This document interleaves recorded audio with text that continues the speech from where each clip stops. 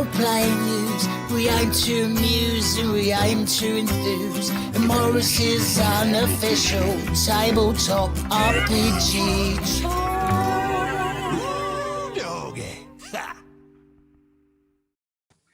Hello, and welcome to Morrus's Unofficial Tabletop RPG Talk. I am Russ, aka Morrus, or Morrus, aka Russ, and with me this week is...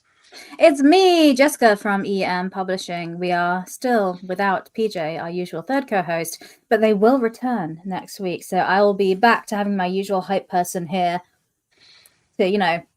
I tried to think of something to say to hype you, and all I could come up with was, you look quite shiny today. I do look very shiny today. If you are joining us live, hey, hi, hello.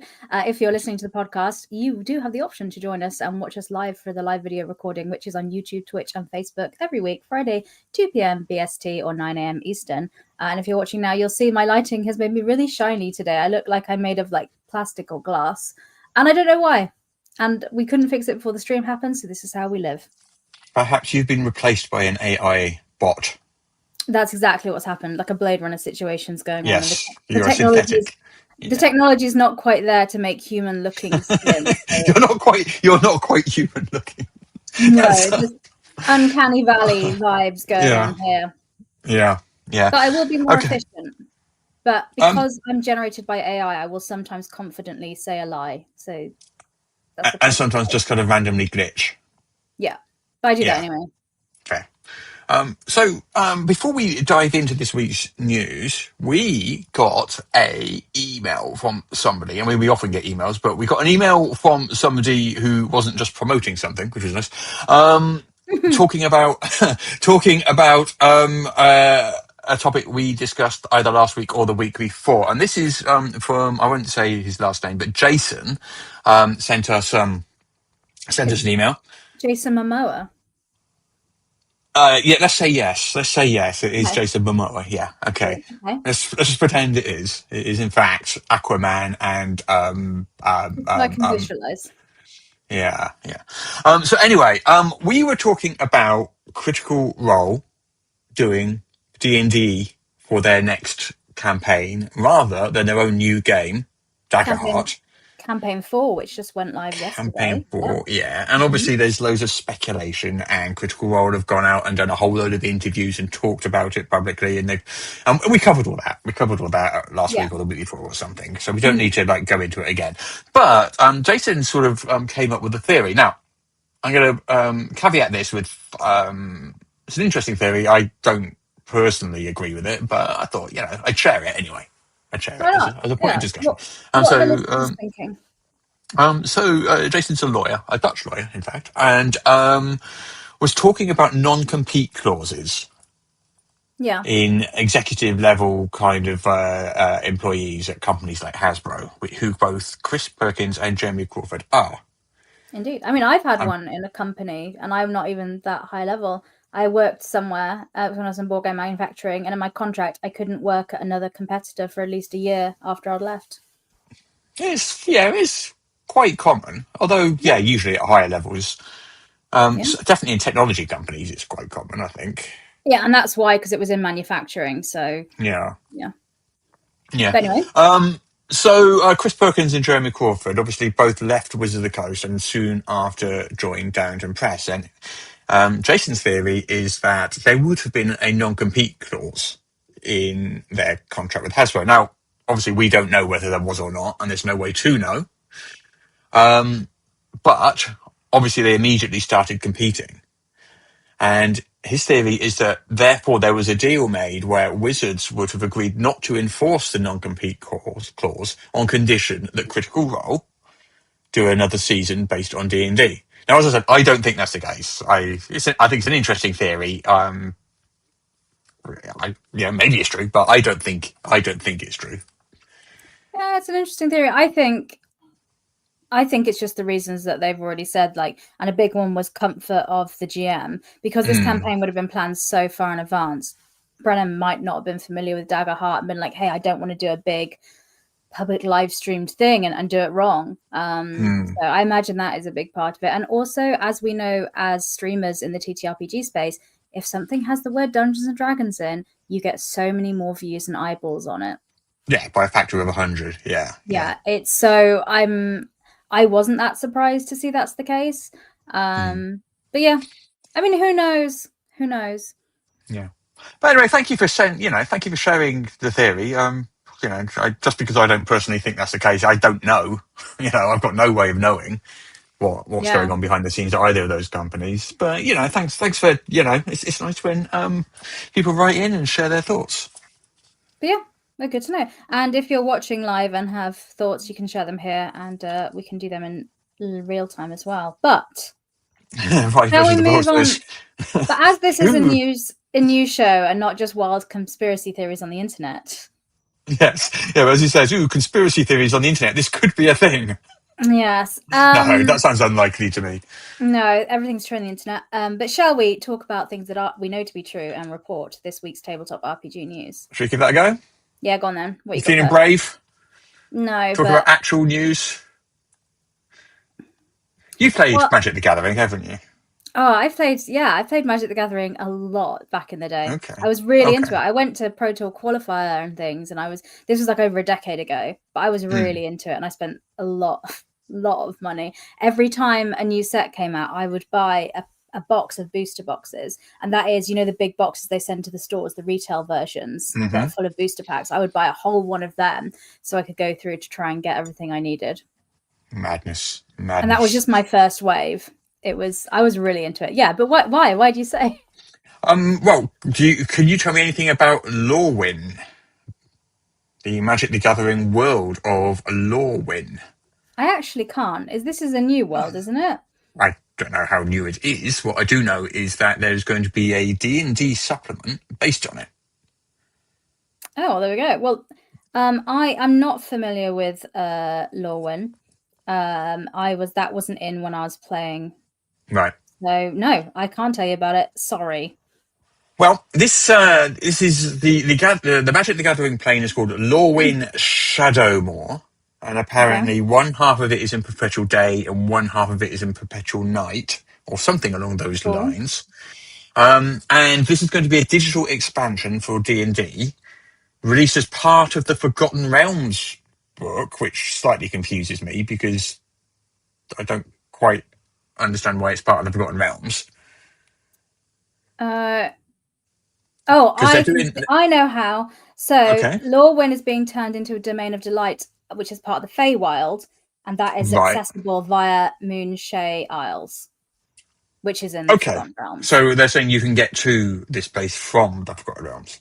Yes. So I can get to Wales from Southampton. Does that mean that Wales is part of Southampton? Yes. Yes. Is that the logic we're using here?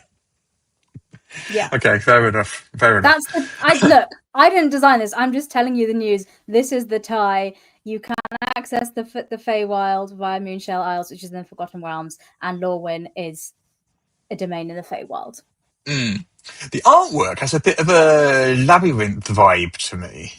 I imagine they're doing the artwork from Magic the Gathering, because Magic the Gathering cards, the artwork has always been fantastic, and they usually have different art styles depending on like the year or the lore and the series that comes out. So I imagine that this is just tying into that, which is really nice. Possibly, yeah.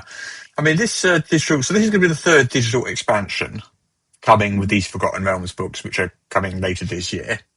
So that's November, I believe. So we already know about the Dampier species, and we already know about Asterian's Book of Hungers. Astarion, darling. Astarion. I'm sorry, my Baldur's Gate 3 knowledge is clearly not up to par, but at least Baldur's Gate 3 got mentioned this week. Yeah, if you're listening, everyone can take a drink. Yeah. Yeah. Okay. Yeah, if you're in America, I realise it's 9 a.m. It might be a bit early to take a drink, but do so nonetheless. With a coffee. Possibly, but anyway. Yeah. Anyway, this is going to include 2 backgrounds, 2 feats, 2 magic items, 8 monsters, and 2 new species. And one of those is going to be the Rhymekin player species. Cool. And I wasn't 100% sure what the Rhymekin was, so I've looked it up. It looks a bit like that, and it's an icy corollary to the Flamekin, which is also in the setting. They look a little fey, like a humanoid with a load of ice and misty things coming off his hair. So they look, cool. And they've got blue veins going through their body, so I guess they're powered by ice and magic. I guess so. Cool. Yeah, so now we know what 3 of the possibly 4 digital supplements coming are. So Heroes of Faerun is the main player's book, and Adventures in Faerun is of course the DM's book. They're both coming in November. Then we got the various digital only downloadable content bits, which will be coming out on D&D Beyond, including Astarian's thing and the Dampier, and of course this Magic the Gathering Lorwyn Shadowmoor crossover. So so one of the physical books for next year won't be a Magic the Gathering crossover because they're doing this digital supplement instead. Okay. In the chat, Rai versus the World asks, shouldn't Mr. Ed Greenwood have some say on this? I doubt Ed Greenwood gets a lot of say on much of what Wizards does with the Forgotten Realms these days. I imagine possibly he works with them occasionally and is called in for bits and pieces. But generally speaking, I think he's doing his own stuff, including, I believe, he's done some Forgotten Realms expansions on GM's Guild himself. Just because anyone can, so he might as well be in the creator of the Forgotten Realms. But I don't think he really gets consulted every time they do something with the Forgotten Realms. Hey, I could be wrong. Maybe he does. I don't know. We don't know his life. We don't. But we do know. We do know he's got a wonderful, wonderful library. Oh yeah. Yeah, he's posted it on social media, on Facebook a couple of times, or more than a couple of times. And I'm assuming in his house, he's got a proper walk-around library room. Oh, that's the dream, isn't it? I know. It looks amazing. But hey. Anyway, we got a lot of this week's news is going to be D&D. A lot of it. Oh, let's keep on going then. What else have we got coming up in D&D? Okay, well, we got Unearthed Arcana. The Psion class has been updated again with the new Unearthed Arcana, along with artwork which features someone who I think looks more like someone out of Star Trek, to be honest, with that glasses and the laser beam. But that is a Psion. Fair enough. I haven't read through the Psion playtest. Is there a quick overview?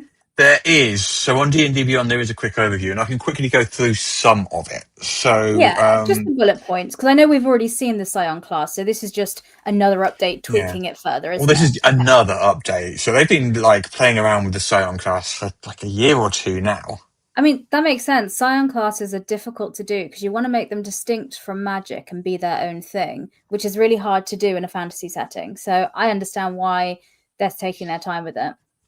Yeah. If only there was a sort of D&D compatible book which contained a full Psion class with unique Psion powers and abilities that you could buy and use with your D&D game or a level up A5e game right now. Are you doing a shameless plug for the Void Runners Codex, which is shipping out to backers right now? Yes, I am. Yes. It has 2 psionic classes, in fact. It has the Psion and the what's the other one? The Psychic Warrior type. I've totally forgotten the other one's name. The Cyanite? Cyanite, yes. Yeah. Yes. If you back that, they are going out now. If you check the Kickstarter updates where you are in the world, they're going out in different phases, subject to customs. But anyway, let's not talk about that because we're here to talk about the week's news. We're here to talk about the actual Psion from Wizards of the Coast, or their playtest tell version me thereof. What the updates on that, because I know last time they were like energy dice and there were some things that were like spells. So they've made some changes to psionic energy dice. So psionic energy dice are used to power a number of abilities, and you might roll the dice to see what that ability does. And the amount of power you may be able to do with it, and you expand the dice. This bit they work a little bit like hit dice, in that you can expend them and roll them. I like that addition because it makes it. Yeah, I like that. Yeah, so they've changed that a little bit. So telepathic propel and telepathic connection were two of the sort of basic features you got early on in the class, and you had to use psionic energy dice to use them. Okay. What they've done now is you get a free use of them without expending the psionic energy dice. Oh, So you can okay. always at least once do a telepathic propel or a telepathic connection, just as the base level ability of being a scion. Okay, Even fair if enough. you're out of dice. I'm guessing that's falling out of playtesting, where some people maybe felt frustrated they weren't getting to do the cool thing. So, all right, yeah. okay. I mean, they're saying they got a lot. I mean, they say a massive amount of player response, and that's why there are some quite substantial changes here to the Scion. Okay. So that's the thing. So the psionic energy dice. Some of the stuff you don't now have to spend them on. Also, they're easier to regain. So the psionic restoration feature, which is kind of like a short rest to regain your hit dice thing. It was the version of that for psionic energy dice. Beforehand, you got half of them back. Now you get all of them back when you take a short rest. That sounds better. That feels more fair, because it feels more like combat maneuvers for like a fighter. Then you get all of them back in a short rest. So yeah. All right, that sounds cool. I will look to see if there's another iteration of the Scion at some point, because there's more. There's lots more to talk about. Yeah, lots more to talk about. Really? Okay, sorry. Yeah. Only just started. I was rushing you. You took down the image, and I thought we were done. But carry on. I only took down the images because I wanted to check and see if this is a little peek behind the scenes. At the same time, while I was talking, I was working, and I was checking to see if we had another image from the Scion to flash up there. And I didn't want to just scroll to the next one without checking first, because then we get the wrong image flashing up. So you're going to take it down, then look, and then switch to view. It's complicated. That's fine. I'll teach you how to do a quick view in a simpler way later, but off screen. Yeah. Carry on. Anyway, no, I'll put the image back so we know we're definitely talking about the Scion. Okay. Yeah. You have a visual cue. Okay. Yeah, I need the visual cue, you see. Okay. Fair.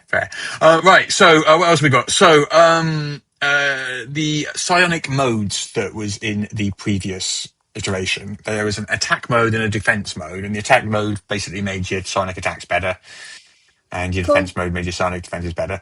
They have been cut.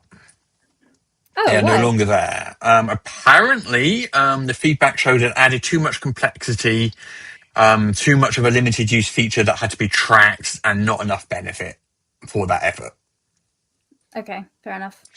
So they've cut the psionic modes.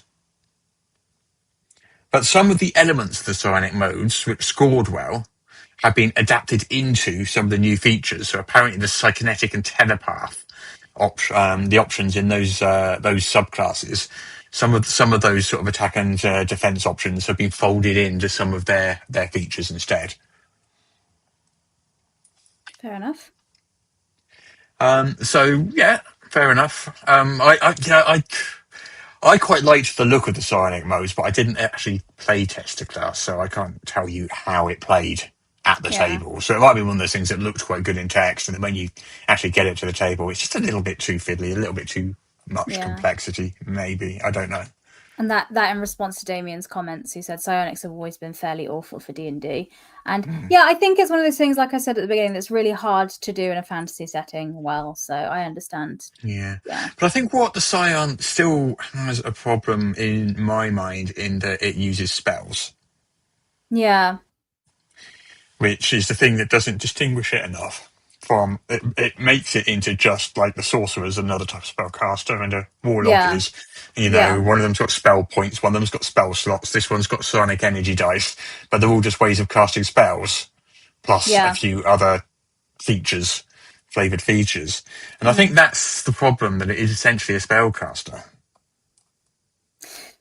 Yeah, it's not its own thing. And I think, but I also get why they're giving them access to the spells, because it's like using the structure that's already there. But yeah, you want a psionic to feel...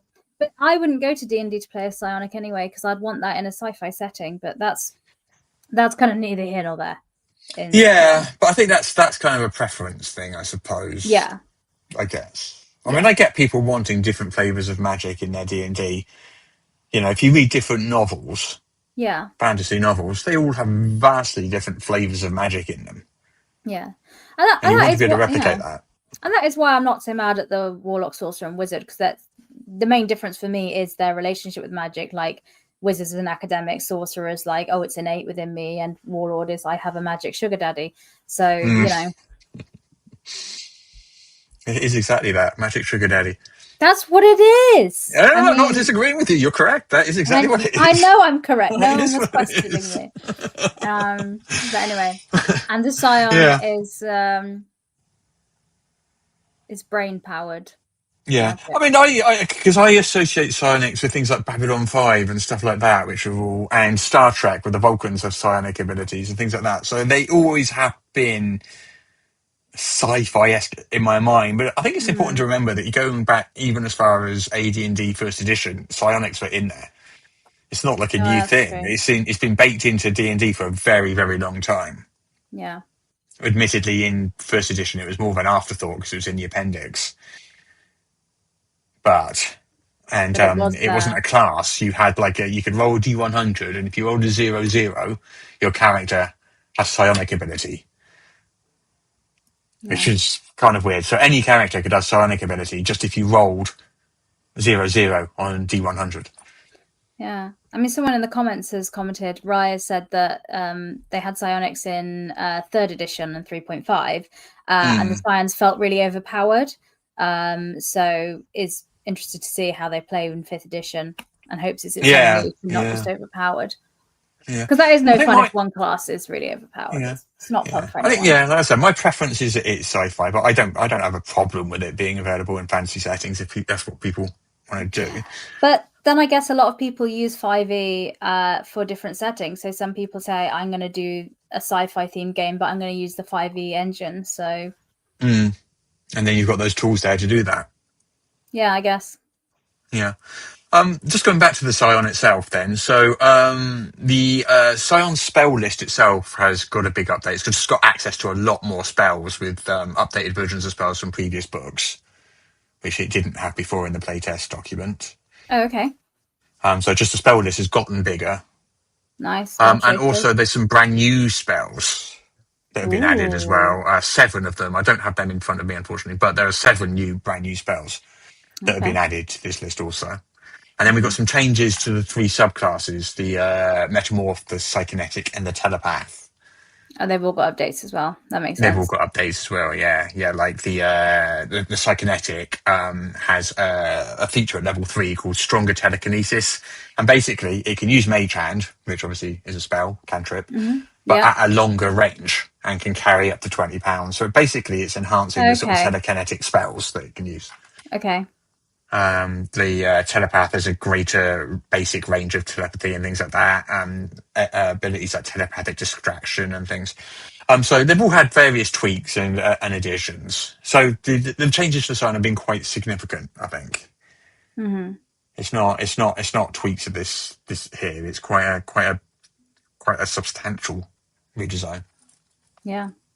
Well, that's on D&D Beyond if people want to download it and check it out. So if they want to read it in more detail. But those are the highlights. Yeah. There will be a link in the show notes, so you can go and check that out. Fabulous. Okay, now the picture disappeared, and you can safely know we are no longer talking about the Psion. Oh, thank goodness. What shall we talk about next, then? More Dungeons & Dragons? Oh, let's talk about Dungeons & Dragons, shall we? Just to make a change. Okay, great. What have we got? All right. So the starter set, the D&D starter set. Some of the criticisms of the starter set that I've seen online in reviews have been that it's very much a sandboxy set and doesn't really have any core plotline or adventure in it. Oh, really? Which is what the original adventures it was based on, Keep on the Borderlands and that lot, were all, that's what they were. Okay. It's a sort of accurate take on how that was presented back in the day. But basically, it is a sandboxy thing. It's got a few little plot threads and plot hooks and things like that, but there isn't like an overall adventure arc in there. You can go off and do this, or you can go off and do that, and things like that. Wizards of the Coast have responded to some of that criticism. Justice Arman, in particular, from Wizards of the Coast, has posted an article providing guidance on how to run Heroes of the Borderlands as a more traditional adventure. Okay. which I thought was interesting. So it includes some extra sort of boxed text you can read out to sort of guide players along in an adventure-like format. Some additional sort of guidance and advice, and some guidance on how to emphasize the cult of chaos as the sort of antagonist, the big bads of the adventure. But previously, like, the overall plot was kind of left for the players and the GM to sort of come up with on their own, in a sense, because it was sandboxy. There were narrative threads in there, but it wasn't presented as a, this is the plot of this adventure thing. Do you think the starter set is designed for GMs who know the system more, but to welcome new players into it? I would say, yeah. Because it feels like that vibe from the reviews I've seen, and I've not got a copy myself, so I'm not giving a review here. But obviously, it's out now, and the reviews are coming in. But yeah. Okay. I mean, it's generally gotten a pretty positive response. It's just like there have been some criticisms that maybe it isn't as newbie friendly as maybe a starter set should be, because it doesn't do that. Some people have said, and I don't think this is entirely true, some people have sort of said it doesn't very well tell you how to play the game. And I agree, it doesn't have the entire player's handbook in it. It does have a booklet in there of game rules telling you how to play the game. Yeah. For me, when I looked at it, I thought this would be a really nice tool for onboarding people into Dungeons and Dragons. So if I was a long-time GM and I wanted to get some new players to the table because of how it works with all the cards and the slots, it makes it very accessible for players. And I also thought it would be great if you're doing a kids after school club, if you're like a teacher or some sort of youth worker. It looks ideal for that sort of thing. Yeah. I think as long as you know what it is you're buying. But anyway, sorry. No, that's fine. One of the things that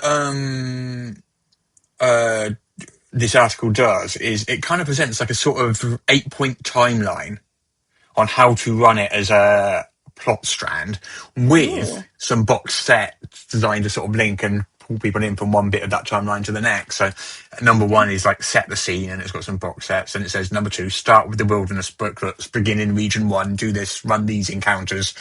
Number 3, arrive at the keep, this happens, Yeah. So it kind of presents the sandbox setting. Yeah. And then it basically says, okay, do the sandboxy bits in this order using this box set to link, box text to link these bits.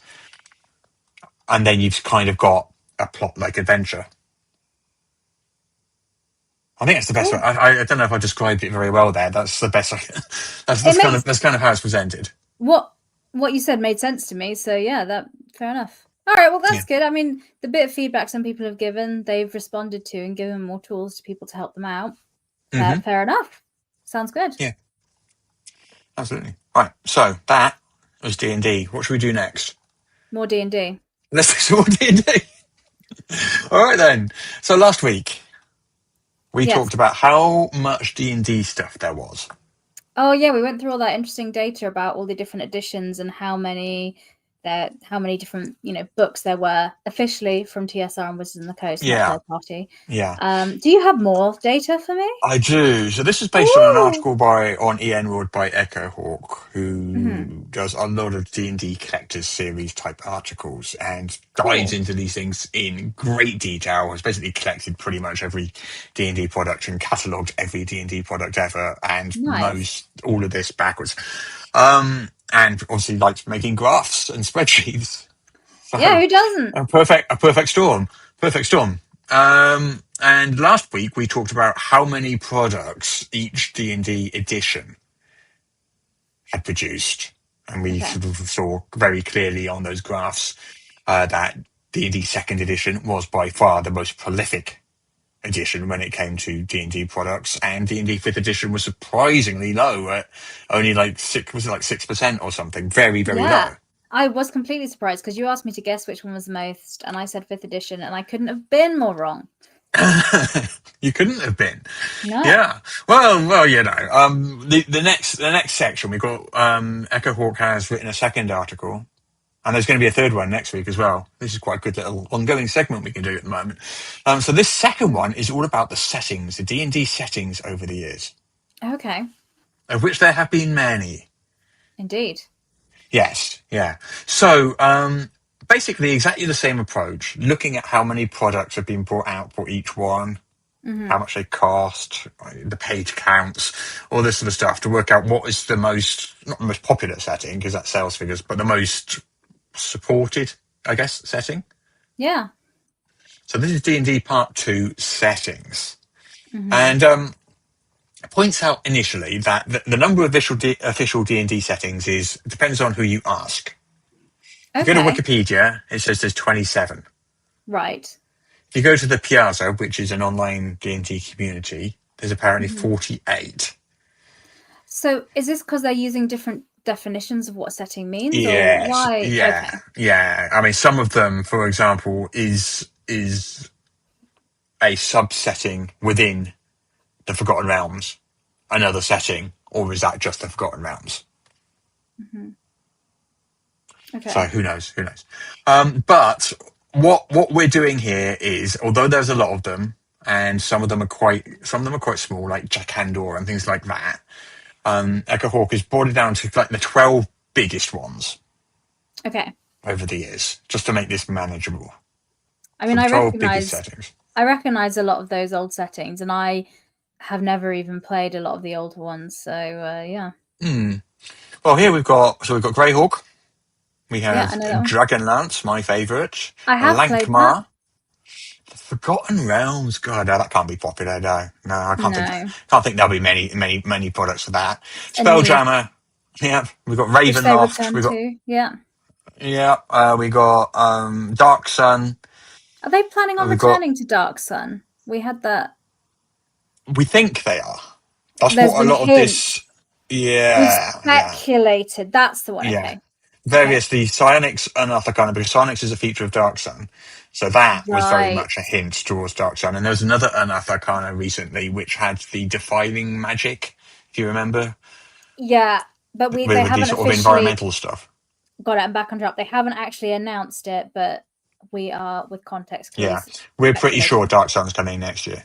Okay, cool. Which makes sense because they did Spelljammer and they did. It's exactly the same pattern. Yeah. And also we've got Alkadim, we got Planescape, we got Birthright, we got Eberron. So we got like 12 settings there. Yeah. Okay. So we're going to go through some of these, not all 12. Okay. So let's start. This is Greyhawk. This is the first TSR produced setting. This was no, it wasn't the first TSR produced setting. It was the first TSR produced Greyhawk supplement. Was called Supplement 1 Greyhawk, and we've got a graph here which shows how much Greyhawk stuff has come out over the years.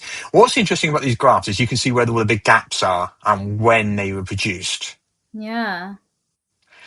So some of them you'll see that like there's a couple of things back in the 1970s in a big gap and then something in the late 2000s, or you might see that something's been like constantly supported for 30 years. Yeah. Or there's a couple of big spikes or something like that. So it's the patterns that are really interested here. So this is Greyhawk. I have a question though, because in the charts it's showing the difference between folios, soft covers, hard covers, and box sets. What's the difference between a folio and a soft cover? A folio, I think, is you've got like a cardboard outer thing. It's not like a slip case because it's kind of like a cardboard thing that closes like that, and then it's got stuff inside it. Okay. Like a paper booklet inside it. Okay. Because they've done a lot more of them. Yeah, that was a popular format back then, I guess. Back in the day. Looks less popular in the future, yeah. So Greyhawk, 42 products. Okay. In total. There are two lists for each of these, and if you want to look at those, you can. There will be a link in the show notes. You can go and look at the actual graphs. There's a list for each one, which we're doing, and there's also an expanded list, which will often up to double the number of products for each one. Okay. But we're not going to include those for now. Okay. We're just going to look at the sort of the major officially produced stuff. Okay. So, pardon me. 42 products for Greyhawk, mainly stacked, as you can see, sort of in the late 80s, early 90s. Yeah. Was when the big sort of Greyhawk boom was, with a sprinkling of stuff before that in the 70s and early 80s, and almost nothing since. Yeah. So that's Greyhawk. The next one we have is Dragonlance, my favourite. As you can see, was very, Wow. very, very popular in That- the mid to late 80s and up to the early 90s. This graph looks a lot more populated than the other one. Like you said, it's pretty consistent stuff going on between 84 up to 2000. Yeah, you can see the scale on the left, so it's going from 0 to 8 on these. Not all of them will, because some of the product lines are just on a bigger scale and the amount of stuff that's been introduced. But these are going from 8. So like on Dragonlance at its peak, which was in what was that, 1998? 98 is that? Yeah. There were 7 products produced in that year, as you can see. Cool. Okay. So Dragonlance, very, very popular for a long time and then just stopped dead, basically around 2000. Basically around the time 3rd edition came out. 2nd edition ends, 3rd edition comes out, Dragonlance stops dead. Apart from a brief revisit recently in the last couple of years. Yeah. All right, cool. One product. Two products, one product. Why Versus of the World says, don't folios go into binders? Do they? Maybe they do. Maybe I'm not defining folio correctly. I don't know. Who knows? Nobody knows. There's no possible way to know these things. It is a mystery. I'll Google it. We could just look it up, but that sounds far too much like hard work. No. Anyway, tell me about other settings. Yeah. Well, Dragonlance 69 products, by the way, in total. Okay. Forgotten Realms. This is a much more consistent between 87 and 2023, and the scale is bigger, so the scale goes. The scale is twice the size as well. Yeah. As you can see. Yeah. Forgotten Realms has been basically supported constantly since the mid 1980s at about twice the rate of anything else. Yeah, that is coming to 193 products in total. And that makes sense because that is like the default setting, isn't it? So it's They say. I mean, they Wizard of the Coast insists it's not. Okay. It's also not a new edition, isn't it? It's also D&D 24 is not a new edition, and Forgotten Realms is definitely not the default setting. Okay, cool. As long as we've got that clear, what's next? Next, I took 4 of the others and whacked them onto one single chart. Because these are all stuff that was from like the 80s and 90s. Can we zoom that in into full screen just so we can see it a little more clearly? Absolutely. Is that possible? Yeah. So we've lost the tops now, so we don't know which is which. So we've got Ravenloft, we've got Planescape, and what were those 2 top ones? On the left, we have Something, and the one on the right Spelljammer is and Dark Sun. Okay. Spelljammer and Dark Sun. Okay. I can tell there's a capital S there, and that's the only one I can think of it could be. Spelljammer and Dark Sun. So Spelljammer, as you can see, big support in the early 90s, and then nothing until like 2 years ago when there was that one product. Yeah. Dark Sun, similar, early 90s, a load of stuff, and then almost nothing for years and years and years. Ravenloft, these all have the same pattern. It's just when their big thing was. So for Ravenloft, again, it was early 90s up to about 10 years. It had decent support, and then pretty much nothing. And then Planescape, of course, up until like the 2000s, and then that kind of stopped. It's interesting. Ravenloft is a very well-loved setting, though. This is the one I see a lot of people running, or I want to do Castle Ravenloft. That's the one that has, with a lot of 5e newer players, that's the one that captures their imagination more than others, I found. Anecdotally, but I wonder why that is. Do you think it's just because there was a huge volume of stuff for it at the time? I don't know. Oh, possibly, yeah. I mean, it's got a scale that goes up to 15 again, unlike the others. And maybe that goes to 10, that one, sorry. Up to 10. Maybe because it's horror as well. If you're looking for a bit of a horror thing, is that the setting that you go to? Well, let's look at the number of products for each. So there's Spelljammer, we had 22 in total. Yeah. Ravenloft, 66 in total. Yeah, see, there's a lot more. Yeah. Dark Sun, 36. And then Planescape, we had 31. Okay. So yeah, Ravenloft does have the highest volume of products. Yeah, absolutely, yeah. So Damien in the comments says which had the most spin-off media, novels, comics, video games, etc. This is a lot of the expanded stuff, which you can go if you go and look at the actual article. It does go into those as well. It's just that I've tried to keep it sort of manageable just for the sake of this piece. Mm-hmm. But there will be a link in the notes, so you can go and look at. There's so many more graphs. And also other settings as well. There's Mystara, there's Al-Qadim, there's loads of them. There's those 12 that we first mentioned there. But anyway, so this is a look at the total number of each setting, or each of those 12 settings, to clarify. You can see there that Forgotten Realms, by far, with over 200 products, is in the lead. And then followed, surprisingly, by Mystara. Yeah, what is Mystara? A very, very early setting. Okay. Yeah, pre-AD&D. Is that when TSR was very prolific and making a lot of content? Is it part of that? That was that was later. That was D&D second edition era when they started just producing so much stuff. It caused the implosion that we talked about previously. Yeah. Okay. I've not even heard of Mystara, so I was surprised to see that one in there. I know after that you got Greyhawk, Dragonlance, and Ravenloft, which doesn't surprise me because they're ones that I know about from around, even as somebody that... Well, the interesting thing about Mystara is it kind of didn't exist until the 90s, even though it did back since the beginning of the 80s. So basically, it was kind of like an implied setting in the basic D&D sets, starting with, I think, the Isle of Dread, Module X1. And it was like an implied setting, but it was never named. No one ever said, this is the Mystara setting.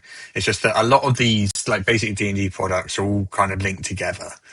And they were clearly kind of like implied to be the same world. And eventually in, I think it was 1991, in a Dragon magazine article, Bruce Hurd, one of the TSR folk, referred to it as the known world, and Mystara contains both the known world and the hollow world. So named the setting Mystara. And that's basically where the world of Mystara comes from. So it kind of grew kind of organically in an implied kind of way before it was kind of formalized in the 1990s, to saying, okay, this is a setting and this is what it's called. Similar to my origin story. Yes. Yeah.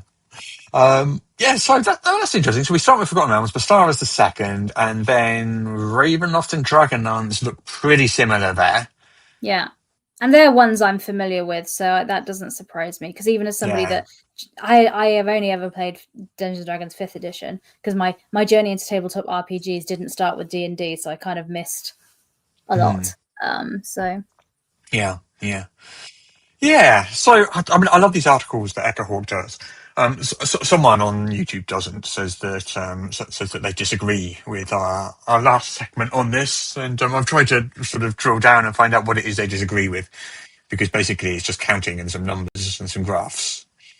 But I haven't quite managed to figure out what it is they disagree. If they could let me know what it is specifically they disagree with, and whether they have better numbers and better graphs, we'll talk about those better numbers and better graphs if you disagree with ours. But I'm going with Echo Hawk because I don't think there's anyone on the planet that's catalogued D&D to the extent that he has.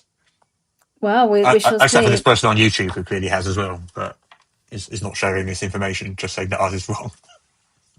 Yeah, well, the internet do be like that sometimes. Okay, well, I guess so.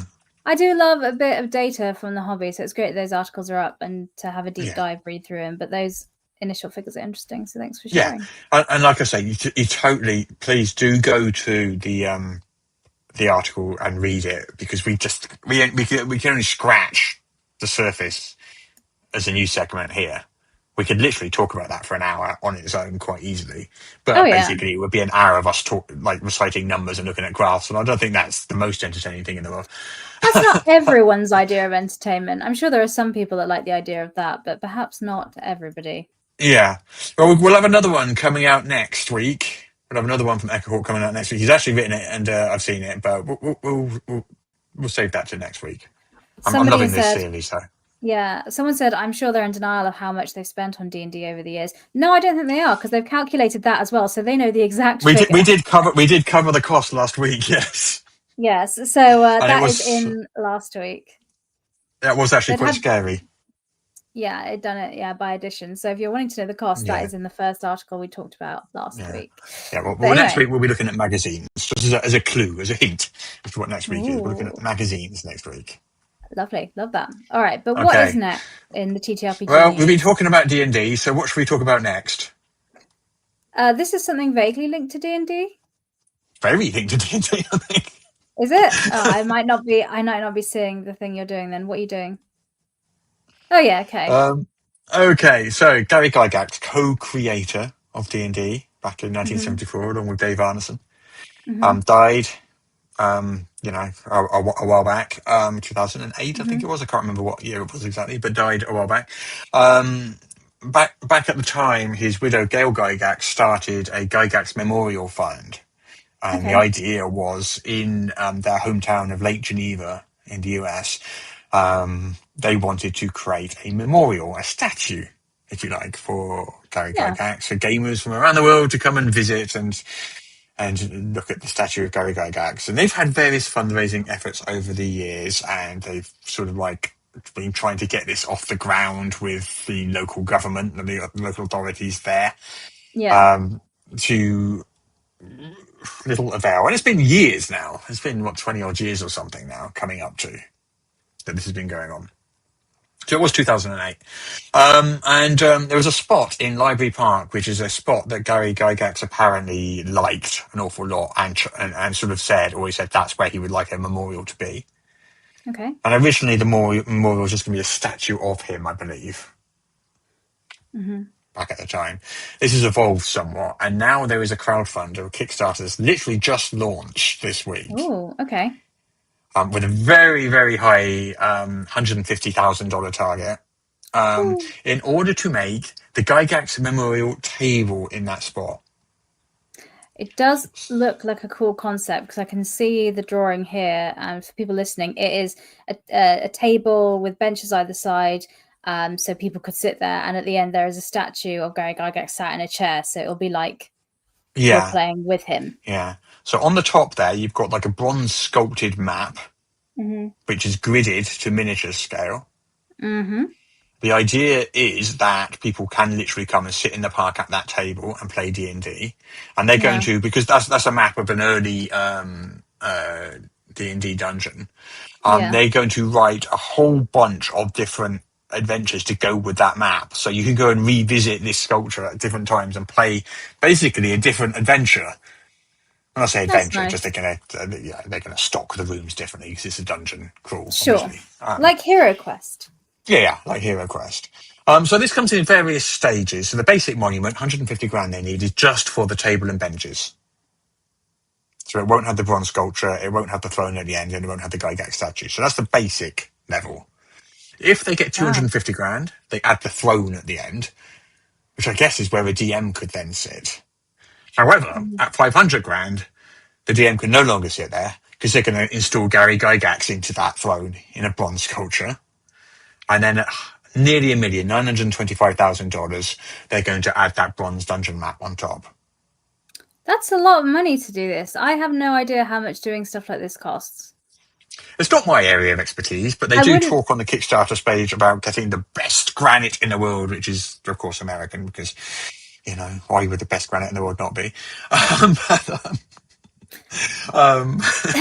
It's just genetically better or something.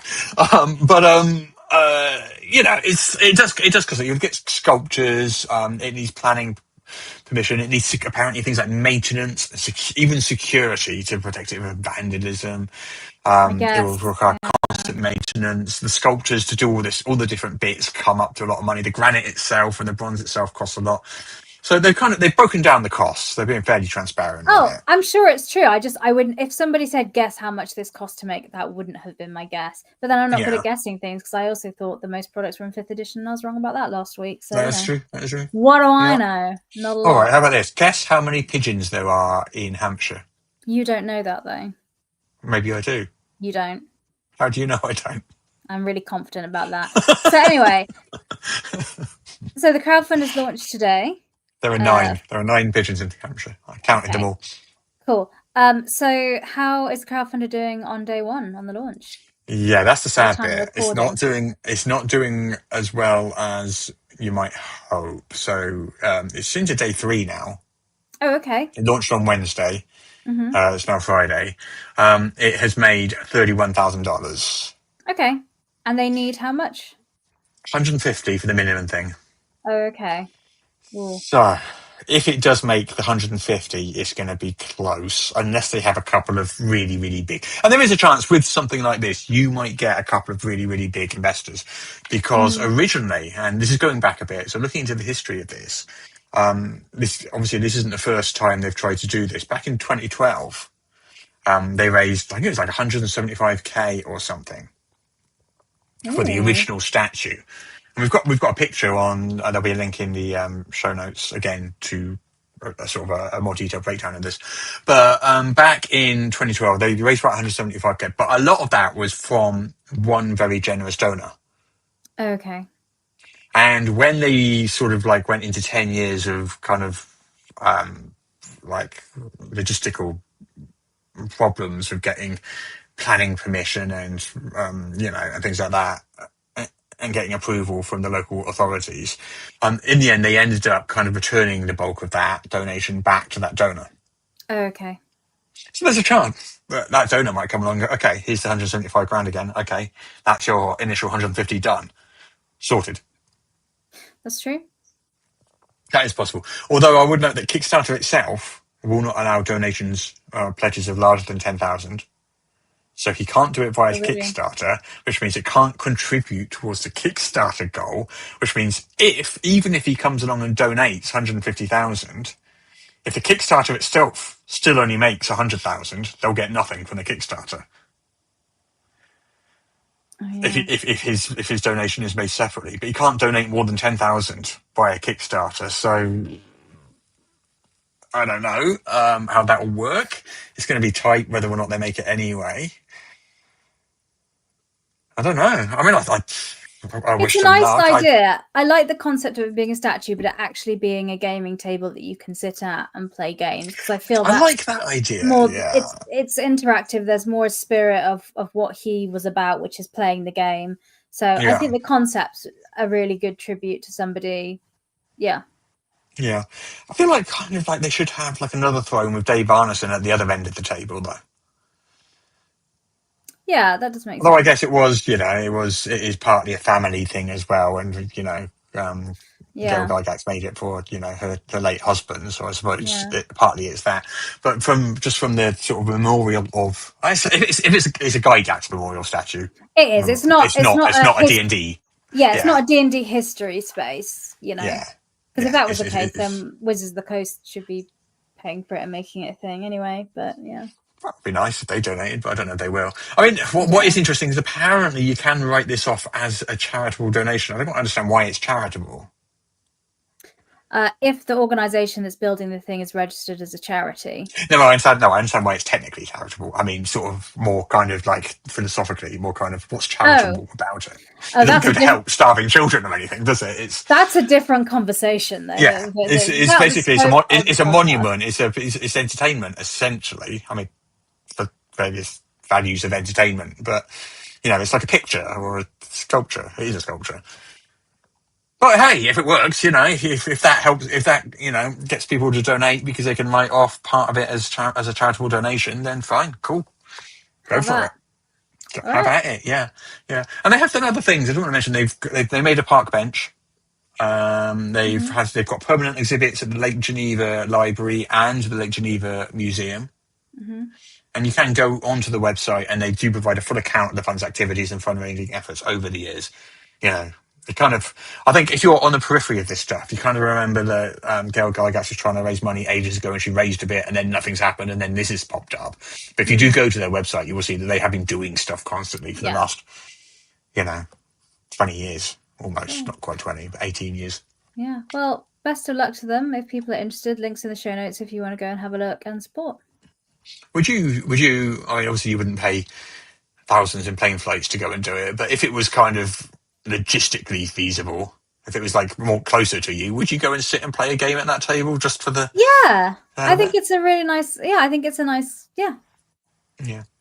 One thing you can get, some of the higher levels of donations, So you can get your name put in the paving stones around the spaces, and at very high levels, like I think it's like 25 grand or something like that. You can get your name on the back of the chair.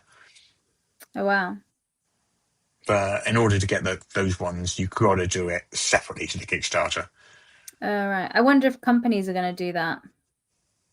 I mean, what, as an advertising space? Yeah. So maybe. Yeah. I don't know. I mean, it's a lot of money. Yeah. Well, you There's a know, lot of money. some people have a lot of money, Russ. Some people have a lot Some of people money. have got money. How dare they? I know. We're not talking about us, but other people. Yeah. Right. Okay. Next topic. Well, we've been talking about D&D. What should we talk about next? D&D. Let's talk about D&D. All right then. Okay. Right versus the World there just says, can we not rework this concept and deliver something wonderful within the funds raised? I mean, people could, well, it's not an either or thing. You can do that as well. Yeah. And yeah, you can do a crowdfunder to raise something wonderful with funds. If you, you know, it's not like Kickstarter is an all or nothing thing. You meet your goal, otherwise you don't get any of the money. So no, but I mean that's not the only fundraising thing you could possibly do. You could. Oh yeah. You, like you could do a more sort of traditionally charitably inclined one, like an educational program for kids at schools using D&D products or something. I off the top of my head, I don't know. Right, got it. Anyway, right. D&D video games. Hey, have you ever heard of a D&D video game, Jess? Yeah, Baldur's Gate 3. Drink. Hey, take a drink. That's the only mention of it, I'm afraid. But that is kind of a vague link into something going on in the D&D video game space. I know 2 things that are going on this week. 2 things. They're both kind of weird because they've happened at the same time. An opening and a closing at the same time. Yeah. Okay, so do you want to talk about them? I mean, yeah, I can do. I don't think I know much more than you. So we previously talked a little bit about Starbreeze, which is a cooperative D&D digital video game that was in development by Starbreeze. They're the studio, not the game. Yeah, the studio the game was called Project Baxter. Yeah, under development by Starbreeze. That's the studio. But yeah, the project, which is the D&D co-op game, is being cancelled. Which is sad. Yeah, and that's kind of the news, which is like, oh, but yeah, there's like 44 people are being laid off as a result of this. But yeah, they're writing off I think it's like $27.2 million US in development costs related to this game. So this is a big deal. But yeah, so that's been stopped. That's not that one from Giant Skull, which we talked about a few weeks ago. That's still going on, and that was from Gameloft. Yeah. And there are other projects going on in-house studios owned by Hasbro, because Hasbro has a couple of in-house studios. Well, and another one now as well. If dare I jump on the next news item? Yeah. Okay. So there's a new video game studio that Hasbro have opened in Montreal, and out there, Canada, and the focus is on D&D video games. I think because Baldur's Gate did so well, and you know, this could be a thing. But the studio is called Wizards of the Coast Studios Inc., which makes sense. It's very, on the nose. But yeah, so it's focusing on D&D. About 200 jobs are going to come out of it. Dan Ayub, who's the head of the D&D franchise we mentioned before, he's running the new studio, and his background is in video game development, so that makes it makes sense. It's not just completely random. But yeah, and this is in addition to Invoke Studios, which is the other Hasbro studio that already exists.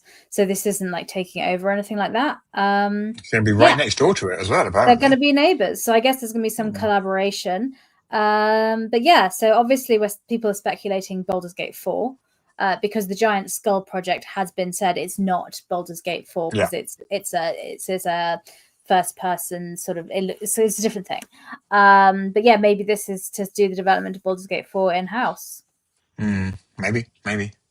Who knows? That's speculation. But the studio is opening and is a thing. But yeah. So D&D video games. One closes and one opens simultaneously. Well, maybe they cancelled that project because that's with Starbreeze, an outside contractor. Maybe they're like, no, we want to do this in house because, I don't know, for reasons that are their own. But yeah, there is going to be a focus on digital with D&D, but which we already knew, which has already been said. So it feels like just like for the last 2 years or so, we've been like talking sort of on and off about Wizards opening video game studios and Wizards closing D&D video game studios and laying people off, and this licensed video game product is in development and this one isn't anymore, and it feels like there's been quite a few of them coming and going over the last 2 years, and we've yet to see one since Baldur's Gate 3. Yeah, that is corporations though. I think that's how things work because you're moving around such big amounts of money.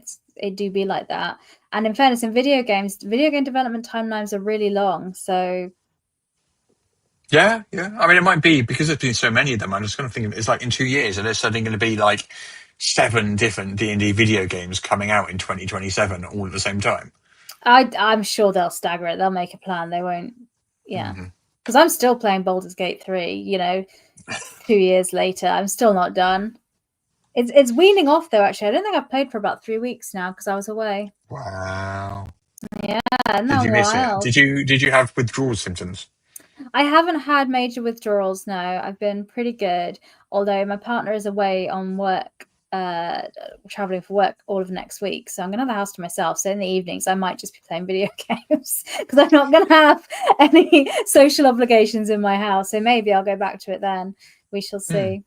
Apart from next Wednesday when I'm coming over to play a card game. Yes, when we're going to play games. But that'll be in the daytime. Yes. I'll kick you out before the evening so I can play Baldur's Gate. So you can play Baldur's Gate 3. Priorities. Yeah. Right. Anyway. The next piece of news. Finally, we move off of D&D. Yes. Okay. So what is happening outside Dungeons and/or Dragons this week? I mean, this is kind of Dungeons and Dragons adjacent. It's TTRPG because it's Paizo and Pathfinder. But it's a charity event, and there's an event called Power World Meal, which was apparently organised by William Earl of D&D Shorts YouTube channel. Oh, nice. And Paizo, this is called Power World Meal, and it basically benefits Share the Meal, which is something that works through the UN World Food Programme and provides meals to people in need worldwide. Oh, nice. So what is this? Is this a charity crowdfunding event or? Right. So Paizo has announced its participation and sponsorship of Power Word Meal. So this is a charity event benefiting Share the Meal. So you donate to Power Word Meal's campaign, and that means you will automatically unlock a PDF full of Pathfinder and D&D 5e content. Nice. And basically that money then goes to help deliver meals to people in need around the world. That's really cool. Yeah. It says that the Share the Meal program has provided over 260 million meals to people in need worldwide. That's a lot of people. Wow. And what you do is you use the Share the Meal app and you donate, and you can decide what projects you want to support. So presumably you go onto the Share the Meal app, you find this one, which is Power Word Meal. You support that, and then you kind of track that project's progress on the app itself. Cool. So people can download the app now and get started. Yeah, that unlocks your PDF. Cool. Well, yeah, that sounds cool. I love charity things like that in the RPG space. It's a good time. Next, the Mighty Nein. The Mighty Nein. Oh, this is cool. So an animated series is coming to Prime Video November 19th. Yeah. Nice. So obviously Critical Role has already had The Legend of Vox Machina. Or is it Machina? I never know. Machina, one of those two things. I really enjoyed that animated series. And I haven't watched the actual play because it was too big and too much time. But I really enjoyed the story and the animation. So cool. It looks like a very similar animation style. Yeah. Well, this is Critical Role's second campaign, which ran from 2018 through to 2021. Unlike the Legends of Vox Machina, this will run for 40 minutes, so it's longer form. Okay. And it's more dramatic than The Legend of Vox Machina, which was kind of action comedy, wasn't it? Yeah. So this is apparently more serious and more dramatic. Cool. What's going on? And I they've love got a bit of various drama. guest stars as well. Mark Strong is going to be in it. Ming Na Wen is going to be in it. And other people. Alan Cummings is going to be in it. Anika Noni Rose and Auli... I'm so sorry. Aulio Cravalho. I am sure that I mangled that last name there. Apologies, but the link is in the show note if you'd like to read Yes. that. Yeah. That's Prime Video, November the 19th. Cool. I'd probably watch that because I enjoyed The Legend of Vox Machina. We have had a question as well, latest Critical Role, because last week we talked about Critical Role Season 4. The premiere was last night, and I was going to watch it, and Rye has put in the comments, did Jess watch Critical Role Season 4 premiere last night? Because I said I would watch and report back. So the live stream that was so you can watch it on Beacon, which is a paid for service. You can then watch it on Twitch or YouTube. And in the press release, they said you can watch it when it's first out on YouTube or Twitch, and you don't have to pay. So you can watch it there, like always, instead of having to use the paid for Beacon service. And I was like, immaculate, I'll do that. However, because of time zones, the live was at 3 a.m. UK time. And I was asleep at that time. So I thought this morning I'll wake up and watch it whilst I'm having my breakfast and getting ready for the day. And it's behind a paywall on Twitch and YouTube. So that stopped me, which I was surprised by. So I had to be a subscriber and pay a monthly subscription fee. I didn't even look what the fee was because the fact there was a paywall there stopped me. So I have not watched Critical Role Season 4 premiere. So I don't have anything to report back because I was surprised that it's under a paywall. But yeah, Sad times. Yeah. So I'm deciding if I want to subscribe to Beacon because that was something I was thinking about anyway. But yeah, so I don't have anything to report, unfortunately. So you'll have to get your news on it from someone else. But yeah, it was live and it happened, and that is the thing that occurred. I will report back though on my weekends of gaming with my Hero nibbling. Quest. Tell us about the Hero Quest. Well, we had a very exciting time in Hero Quest, and I was playing with my nephew, my niece, and my dad, and they're really enjoying it. But my nephews and nieces are getting older now because that's what happens with the passage of time. And the youngest was wanting to do stuff that the rules of Hero Quest didn't do. She's like, "What if I do this cool flip and do this?" And I want to say yes because that's cool, but the rules of Hero Quest didn't do that. So I sat and I said, "Well, why don't we play an actual role-playing game? Because I think you're ready for that to get the rules, and then you can do more interesting stuff."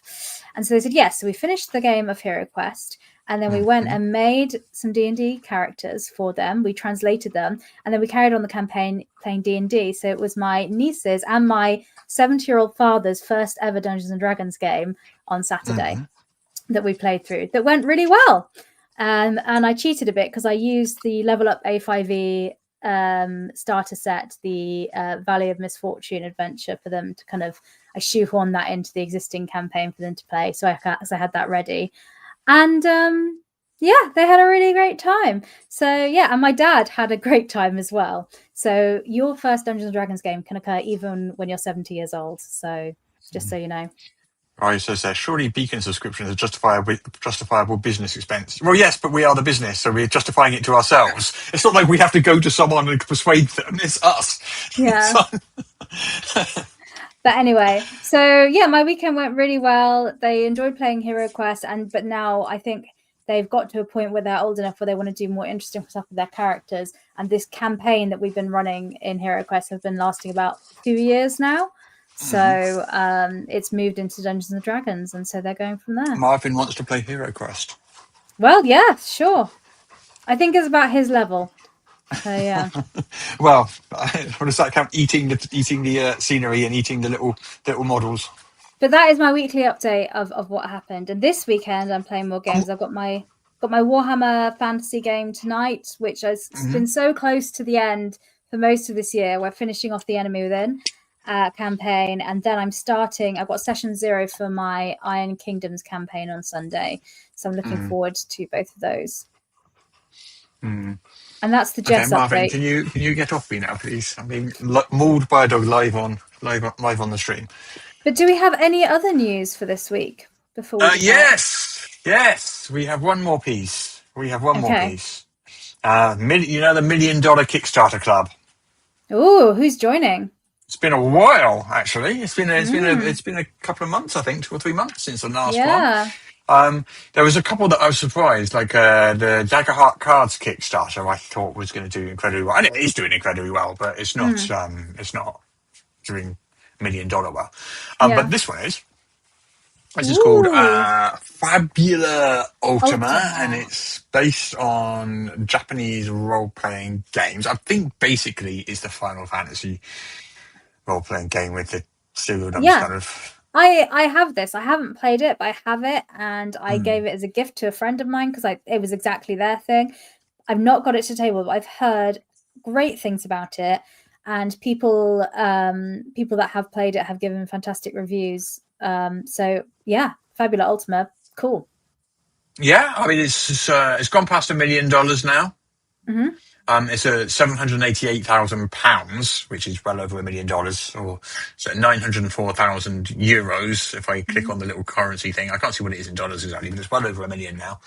Wow, and still has 20 days to go, so it's trending towards approaching 2 million, maybe. Wow, maybe not quite that, but certainly high. It's very pretty. So basically, Fabula Ultima, the sort of JRPG TTRPG. The TTJRPG. Yes, the JT. Anyway, the TTJRPG. Yeah. What exists? This is like the Ultimate Edition, they're calling it, and a Bestiary, and a new Bestiary. So let's look at some of these. So this is the sort of new edition, and the cover of the new edition there. Looking very nice. pretty. Very pretty indeed. There's also a deluxe hardcover version as well. Okay. This is the Bestiary and the deluxe hardcover version of the Bestiary. As you can see, it looks very nice. I like that deluxe hardcover. It's black. Yeah. It's got filigree in the corners, and it's got this sort of like fiery, like 4-pointed star in the center of it. I do like a deluxe book with filigree. We were just this week finalizing the designs and tweaking for the print for the Pets and Sidekicks version. So I love these kind of deluxe versions of books. That one does look very nice for Fabula Ultima. Yeah. I mean, just look at this was around like the core rule book in 2023 got a gold Emmy. Yeah. For best game. It'll be in 2025. It's not. This isn't. I don't know. Is this a new edition or is it just? No, because it seems very soon for a new edition. No, I believe they're just putting out the Bestiary or Bestiary, however you pronounce it, and they're also whilst they're doing this campaign saying, "Hey, we're doing a deluxe cover version of it." So I think if you have the game and love it, this is like a collector's edition thing. Or if you don't have the game, this is a chance to jump in and get a nice fancy version. I think the Bestiary is the thing. And they're just doing other fun stuff with it. In the description of the deluxe edition, full version of the original artwork, blah, blah, blah. Prestigious cover made of special materials and UV inserts. God. Ooh. Wow. That's interesting. Fancy. Yeah. Yeah. So when you shine your UV light on it, because everyone has a UV light, don't they? Yeah. Yeah. I have a UV light. I actually do. I do, because you use it to charge up the loom on watches. You I have it for my nail. Oh, well, there you go. We both have UV lights. So. One of those nail things you put under. Yeah. Yeah. There we go. And the top kind of pledge level at €400, which is what, about $500, I think. I'm not sure what it is exactly in dollars, but that you get this sort of collector's box with the deluxe editions of all the books, and they've all got that same kind of design with the filigree and the sort of fiery cross and a GM screen there, all in a big sort of slipcase box type thing. It does look pretty cool. That looks very cool. If I was rich, I would get that. If I was rich and didn't have such an expensive dog, I would get that. It's because you have a designer dog. Is that what it is? No, he's just old and gammy and needs a lot of medication. Yeah. He's just got... spending a lot on his medical bills. He's fine, just so everyone knows he's fine because I buy him all his pills. Yeah. Right, I think that's it. I think we're done for the week. One other bit of news. Another bit of news. Fabula Ultima has got their crowdfunder for their Bestiary. We also have one, not quite at $1 million, but the What's Old is New Bestiary for fancy, modern, and sci-fi TTRPGs is still out and live. So if you wanted to jump in, that is live on there as well. So I wanted to mention that as well. Yeah. It's gone over £10,000 now, and it's still got 2 weeks to go. Absolutely. So it's not quite $1 million, so different scale. But yeah, it's a bestiary bringing over 250 new beasts and NPCs for What's Always New. So a little shout out for that. Right, first of all, the deluxe version just seems like another justifiable business. You're just trying to get me to buy Jess things. Yeah, buy me stuff. How does this work? Yeah, I'll watch Critical Role if you buy me a Beacon subscription.